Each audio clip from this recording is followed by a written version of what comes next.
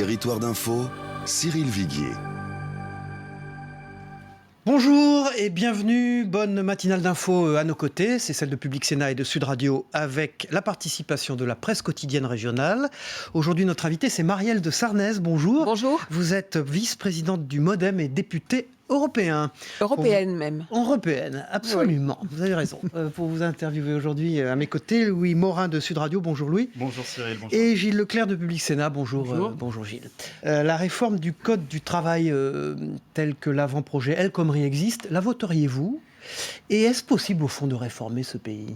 D'abord, est-ce que cette réforme est nécessaire ? Oui, nous disons depuis très longtemps avec François Bayrou qu'il faut simplifier le code du travail, qu'il faut mettre plus de souplesse. Ça, c'est absolument une évidence. La réforme est possible Après, dans ce pays. La réforme est possible, mais je crois que il ne faut pas s'y prendre de la manière dont s'y prend le gouvernement. C'est-à-dire qu'au niveau, je trouve, et de la méthode et du calendrier, il y a quelque chose qui ne va pas. D'abord, au niveau du calendrier, ce n'est pas une réforme que vous faites, grosso modo, à la fin, quasiment, du mandat, du quinquennat. Deuxièmement, il y a un problème de méthode. On voit bien que c'est un espèce de cafouillage bizarre. On apprend qu'il y a un avant-projet de loi en lisant les journaux le matin, qu'il y aura peut-être le 49.3. Ensuite, la ministre qui a dit 49.3 dit « Ah non, c'est pas souhaitable parce que le président de la République, visiblement, lui a tapé sur le bout des doigts. » On entend des ministres poids lourd du gouvernement quand même, Ségolène Royal, Jean-Marc Ayrault, qui disent « Ah quand même, ce texte ça va pas, va falloir le rééquilibrer ». Écoutez, c'est quand même problématique. L'inspiration d'une réforme du Code du travail, c'est nécessaire de réformer le Code du travail. Mais moi, ma question, mon obsession, c'est de réussir la réforme. Et quand ça part de cette façon-là, quand c'est géré de cette façon-là, j'ai une forme de scepticisme. Est-ce que ça peut marcher quand ça part comme ça ? Vous avez même la CFDT qui est contre. Donc ça veut dire qu'il n'y a pas eu la moindre concertation, on va dire, intelligente, coopérative, avec des acteurs qui sont plutôt ouverts. Et donc ça, c'est inquiétant. Quand c'est la méthode Valls que vous mettez en cause ? Mais je comprends, Valls, c'est un réformateur, mais c'est ça qu'il veut laisser, au fond, comme image dans l'histoire. Mais si on veut réformer, il faut qu'on y mette peut-être une souplesse dans la manière de faire. À propos de souplesse, si on change un peu de chapitre, sur les réfugiés, le démantèlement de Calais tel qu'il se projette, est-ce que d'abord sur le fond, est-ce qu'il faut faire ça ? Et comment faut-il le faire ? Le ministre de l'Intérieur hier a dit on va faire ça par la persuasion et non pas d'une façon brutale. Mais il a raison. C'est la bonne méthode. J'espère que ça se vérifiera dans la journée. Mais oui, bien sûr qu'il faut faire ça par la persuasion. Est-ce qu'on peut laisser les migrants, les réfugiés dans l'état d'insalubrité, dans ce campement, dans cette jungle ? Non, vous avez vu, vous connaissez cette jungle. Il n'y a pas un camp de réfugiés dans le monde où les conditions de vie soient dégradées à ce point-là. Il y a eu un ultimatum qui a été lancé dans un premier temps. L'ultimatum, il expire ce soir 20h pour qu'une partie des réfugiés partent du camp. Est-ce que là aussi, vous regrettez une méthode un peu trop brutale ?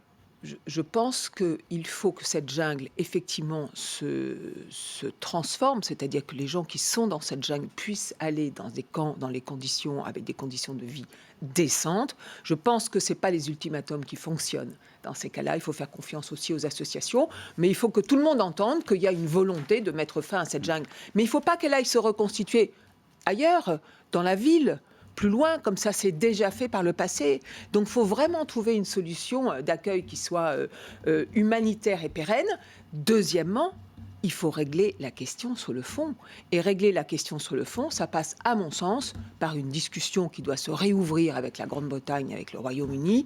Les accords du Touquet n'étaient pas, à mon avis, de bons accords, ceux qui ont été signés par Nicolas Sarkozy.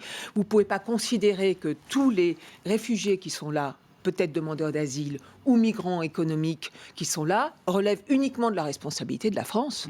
Ils doivent relever aussi et d'abord de la responsabilité de la Grande-Bretagne. Moi, je suis très inquiète parce que je trouve que Cameron a joué à l'apprenti sorcier. C'est-à-dire qu'il a ouvert une espèce de boîte de Pandore. Moi, je ne sais absolument pas ce qui peut sortir du référendum britannique. Je ne le sais pas. Il faut savoir que... Vous avez dit petits arrangements entre amis à propos de l'accord de Bruxelles. Ce sont des petits... sévère, non ? Non, ce sont des petits arrangements entre amis. Vous vous rendez compte que les chefs d'État et de gouvernement se sont retrouvés, qu'ils ont discuté pendant près de 30 heures ensemble. Au même moment, Alep est bombardé. Au même moment, des flux de réfugiés continuent de quitter la Syrie. Au même moment, des bateaux quittent la Turquie pour la côte grecque tous les jours. Enfin, écoutez, vous ne croyez pas qu'il y a des décisions urgentissime à prendre, que l'Europe doit manifester une volonté au moins de prendre en compte tout ce qui se passe à nos portes, et non, pendant ce temps-là, on discute au fond d'un statut spécial de la Grande-Bretagne, statut spécial qu'entre vous et moi, la Grande-Bretagne a d'ores et déjà. Vous préférez qu'elle ait un statut spécial plutôt qu'elle quitte l'Europe, quand même. Je serais très heureuse que la Grande-Bretagne, que j'aime et que je respecte, reste dans une Union européenne, mais dans une Union européenne qui avance. Le centre, grosso modo, pour faire vite, dans l'opinion publique, vous savez, en général, les Français, ils voient bien les choses, c'est François Bayrou. Vous voyez dans les sondages, vous voyez dans l'opinion publique, si vous demandez aux Français qui représente le centre, c'est François Bayrou. Ou Emmanuel Macron. C'est François Bayrou. Emmanuel Macron, il représente une frange de la gauche qui est intéressante, qui est ouverte, C'est un centriste? qui est progressiste. C'est un centriste? Non, mais moi, Vous pourriez travailler avec lui, en je fait. n'estampille pas. Mais est-ce qu'il va falloir, pour redresser le pays, pour relever tous les défis que nous aurons à relever dans 2 ans, des rassemblements larges? La réponse est oui. Vous vous êtes déclaré très sceptique sur cette primaire, la primaire à droite et au centre. François Bayrou se prépare-t-il à aller à la présidentielle? François Bayrou, il fait quelque chose qui n'a jamais été fait, à ma connaissance, dans le monde politique. C'est un homme politique de premier plan, qui a la confiance des Français, mais qui a décidé, parce que c'est d'intérêt général, de soutenir quelqu'un qui n'est pas de sa famille politique, et qui est Alain Juppé.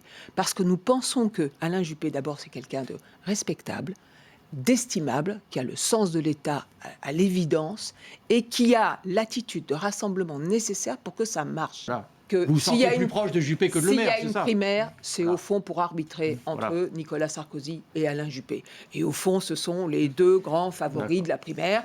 Et de ce point de vue-là, je suis beaucoup plus proche d'Alain Juppé. Moi, je ne suis pas favorable aux primaires. Et quand on voit ce que ça donne avec Donald Trump en tête, on peut de temps en temps s'inquiéter sur le fait que c'est le noyau dur qui s'impose. Mais je crois que je préfère Hillary Clinton.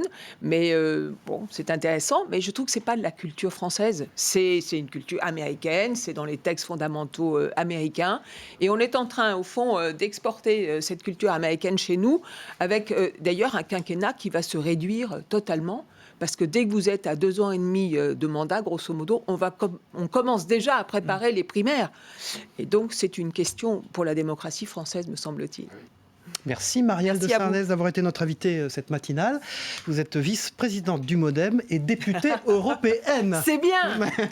Merci à vous. Bonne journée à tous et à demain.